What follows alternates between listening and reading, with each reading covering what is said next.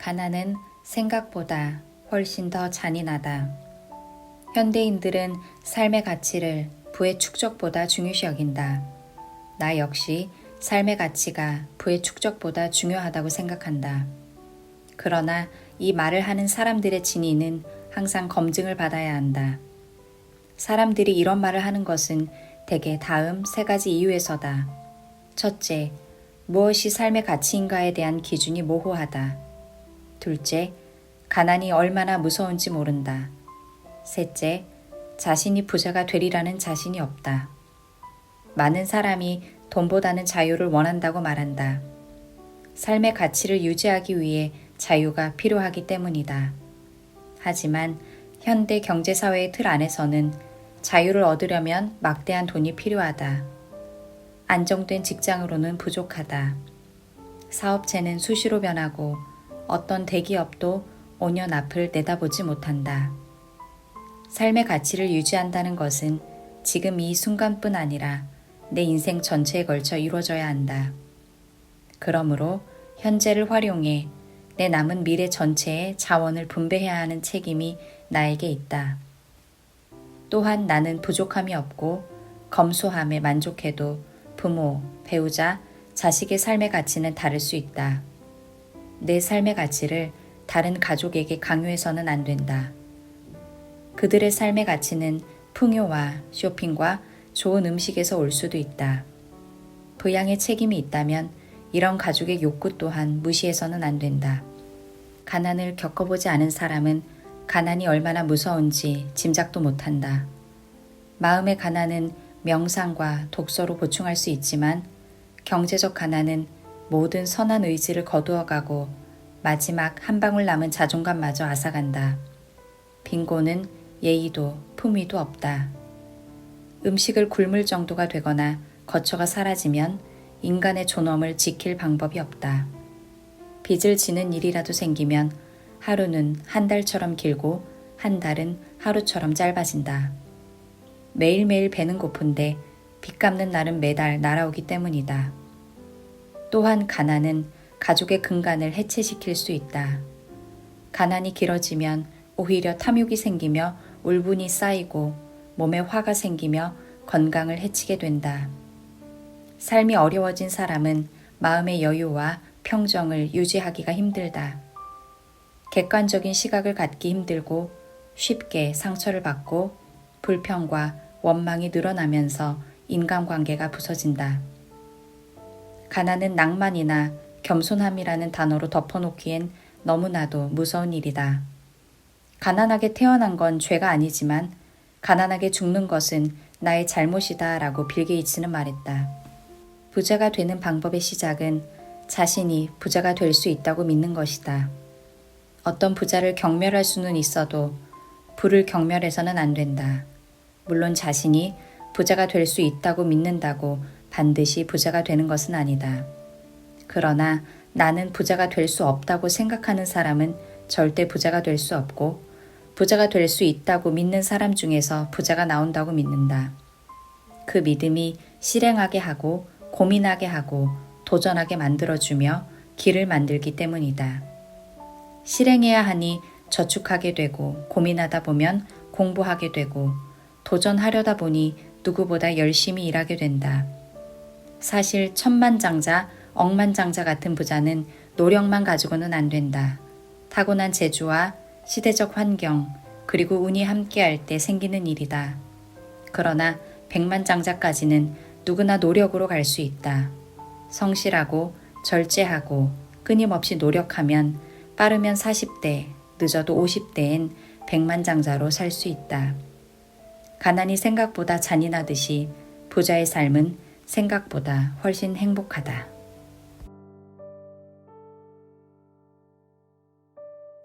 금융공황 발생에 따른 세 가지 인간상. 상승장이 계속 이어지다 보면 뒤늦게 탐욕에 가담하는 사람들이 몰려들면서 시장의 실제 가치와 상관없이 주식이 계속 오른다. 묻지마 구매 시장인 오버슈팅이 일어난다. 그러나 상황이 지속되다 보면 반드시 거품이 빠지는 폭락장이 형성된다. 이 시기는 반드시 온다. 그저 자연의 원리다. 단지 언제일지 모를 뿐이다. 잎새가 떨어지고 가을이 지나면 겨울이 온다는 것은 알지만 아무도 이번 겨울은 오지 않을 거라고 생각하는 것과 같다. 그러나 어느 날 갑자기 아무런 예고 없이 폭설이 쏟아지듯 동시에 투미하는 언더슈팅이 일어나면서 주가가 큰 폭으로 하락하고 베어 마켓으로 접어들게 된다. 대개 이런 대규모 폭락장은 10여 년 만에 한 번꼴로 찾아온다. 그런데 막상 발생하고 나서야 왜 이런 일이 일어났는지 설명하는 수많은 전문가가 나타나는 걸 보면 그 구체적 원인은 아무도 모르는 듯하다. 이런 폭락장에는 흔히 세 부류의 사람이 있다. 첫째는 이 피해를 고스란히 당하는 사람들이다.